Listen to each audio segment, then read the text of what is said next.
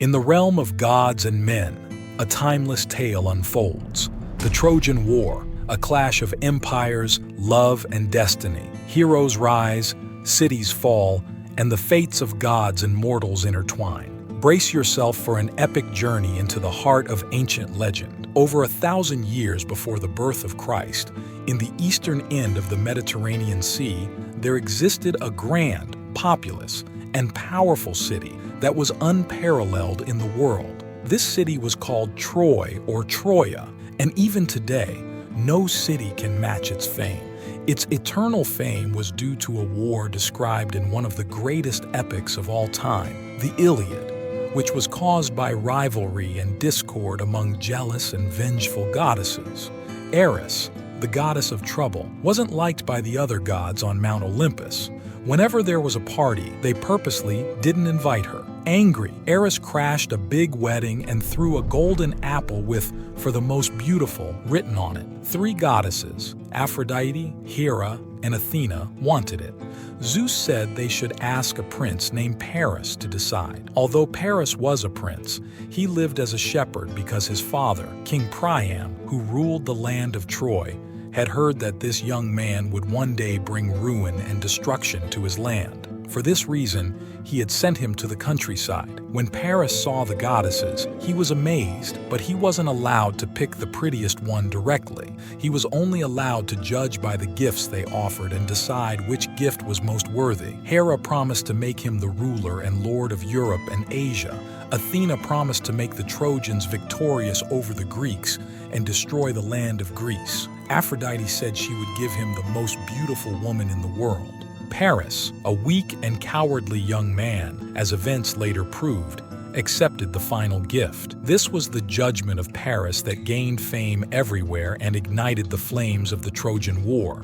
Helen, the daughter of Zeus and Leda and the sister of Castor and Pollux, was the most beautiful woman in the world. She was married to Menelaus, the king of Sparta. Aphrodite, along with Paris, took Helen to Sparta, where she was warmly received by Menelaus and Helen. However, a strong attraction developed between Paris and Helen, and when Menelaus went to the island of Crete, Paris abducted Helen from her husband and took her to Troy. Upon figure out of this, Menelaus sought help from all of Greece to destroy Troy and, with a great army and the assistance of his brother Agamemnon, marched towards Troy. They brought the Greek army to Troy with a massive fleet of 1,000 ships. The Greek army was powerful, but Troy was also strong. King Priam and Queen Hecuba of Troy had many sons who took charge of attacking the enemy army and defending the city walls. Among these sons, Hector was considered the most noble and courageous man in the world. The battle between the two opposing forces continued for 9 years, with no decisive victory achieved by either side. None could reach a definite conclusion. Then, a dispute and rivalry broke out between 2 Greeks, Achilles and Agamemnon, changing the course of the war in favor of the Trojans for a while. Once again, a woman became the foundation of this deception, and that woman was Chryseis, the daughter of a priest of Apollo. The Greeks had kidnapped her and given her to Agamemnon. Her father came and requested the release of his daughter, but Agamemnon refused. Then the priest extended his prayerful hands towards the mighty god he served, Apollo, and Apollo answered the priest's prayer. Apollo, from his fiery bow, shot arrows towards the Greek army. People fell sick and died, and the funeral pyres remained continuously lit. Finally, Achilles summoned the leaders of the Greek army to a council. He told them that the Greeks cannot fight on 2 fronts, against both the plague and the Trojans. Therefore, they must appease Apollo and calm his anger or return to their homeland. At that moment, Calchas the seer stood up and said that he knew why Apollo had become angry, but out of fear he did not reveal the cause. As a result, he requested Achilles to grant him protection. Achilles replied, "I grant you protection, even if you want to accuse Agamemnon." Everyone present understood the meaning of his words. They knew how they had treated the priest of the temple. Since Calchas stated that Chryseis should be returned to her father, all the leaders of the army agreed and spoke in unison. Agamemnon, who was deeply angered and troubled by this, reluctantly agreed to comply. Agamemnon said to Achilles, "But if I release that girl, what maiden will be offered to me as a substitute? I must have a replacement." Therefore, when they returned Chryseis to her father, Agamemnon sent 2 of his officers to Achilles' tent to retrieve the girl they had given him as a gift. The girl's name was Briseis. The 2 officers reluctantly and with lowered heads came before Achilles. However, since Achilles was aware of their mission, he told them not to fear, as they were not the ones who had wronged him, and they showed him respect. Thus, he allowed them to go freely and without fear to his tent and take the girl and bring her back to Agamemnon. But in the presence of gods and men, he swore that Agamemnon would pay a heavy price for this act. That night, Achilles' mother, who was none other than Thetis, the goddess of the sea, came to visit her son. Like her son, she was angry and troubled. She urged her son to abandon the Greeks. Afterward, she went to the sky and requested Zeus to support the Trojans.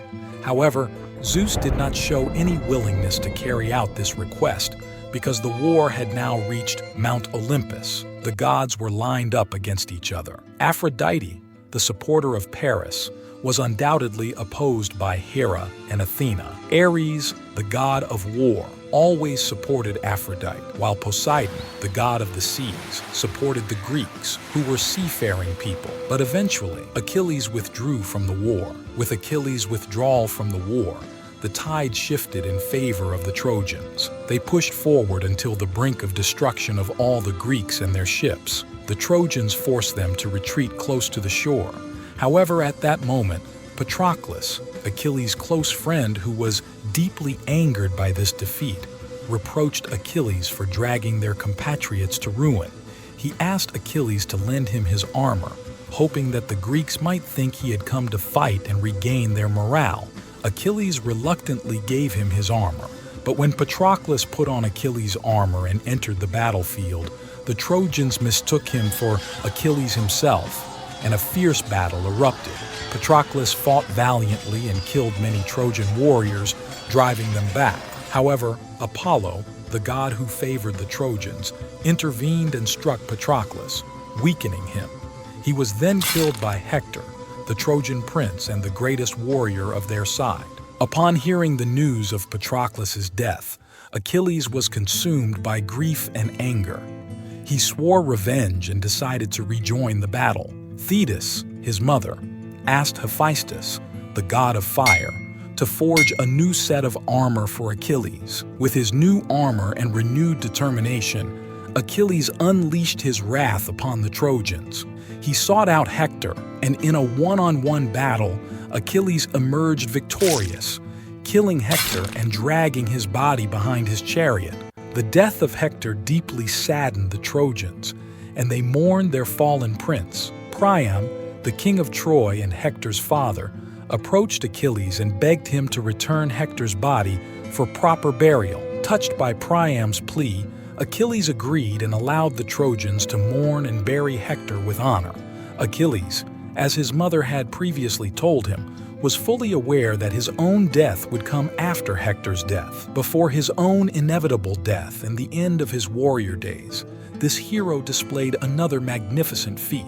Prince Memnon, the grateful son of the dawn goddess, came to the aid of Troy with a mighty army. As a result, even though Hector was no longer present, the Greeks faced difficulties for a while, and some of their brave warriors and fighters were lost. Ultimately, Achilles himself fell in a valiant and heroic battle, which was his final fight. After that, Achilles also fell beside the Scaean gates. He had pushed the Trojan warriors back to the walls of the city of Troy. It was there that Paris shot an arrow towards him, guided by Apollo, which struck his vulnerable heel. Now the Greeks clearly saw that if they couldn't get their soldiers into the city and surprise the people of Troy, they would never be able to conquer it. 10 full years had passed since the siege of the city of Troy, and it still stood strong and resilient.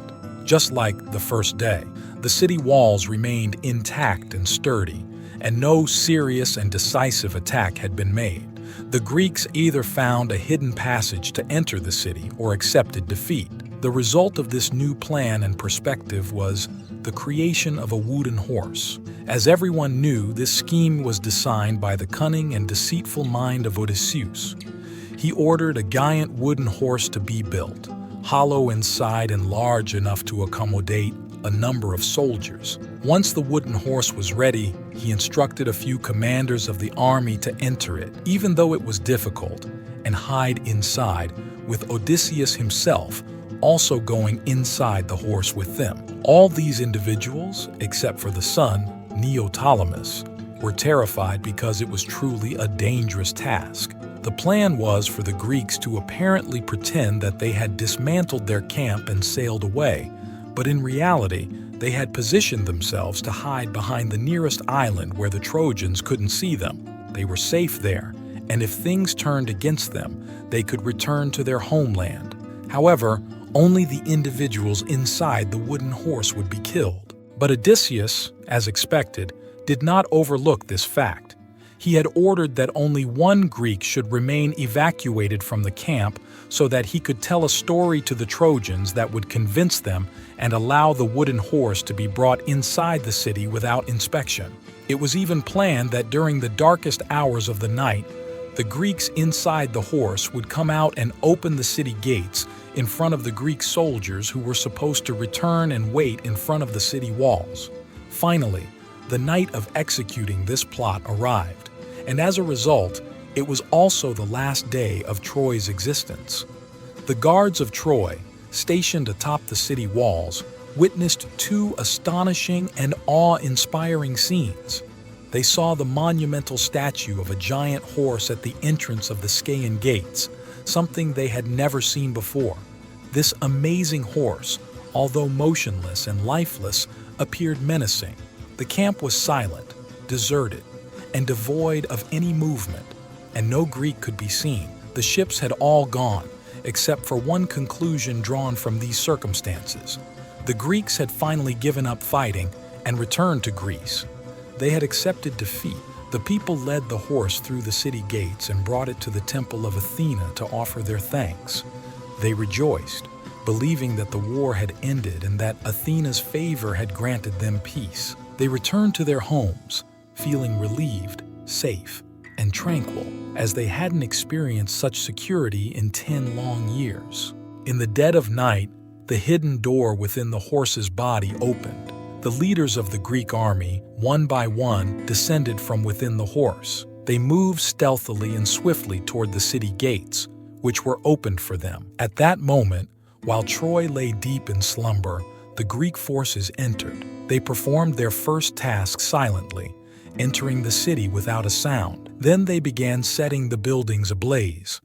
As the people of Troy awoke from their sleep, before they could comprehend what was happening, and as they struggled to don their armor, Troy was already engulfed in flames. The citizens rushed into the streets, disoriented and distraught. A group of Greek soldiers had laid in wait, ready to eliminate anyone who could alert the Trojan warriors before they reached their comrades. This was not a battle, it was a mass slaughter. Now, the end was near. From the very beginning, this conflict had been uneven, with the first moments and the initial ambush claiming the lives of a great number of Trojan people. In every corner of the city, no one could stand against the Greek soldiers, and the resistance of the people of Troy gradually diminished. Before dawn, all the leaders, commanders, and chiefs of the Trojan army had been killed, and the Trojan women and children were taken captive. The city of Troy, once the proudest city in Asia, was reduced to ruins. This was the story of a war fought over love for a woman, manipulated by the machinations of the gods. Thanks for watching this video. Don't forget to like and subscribe our channel. Until next time.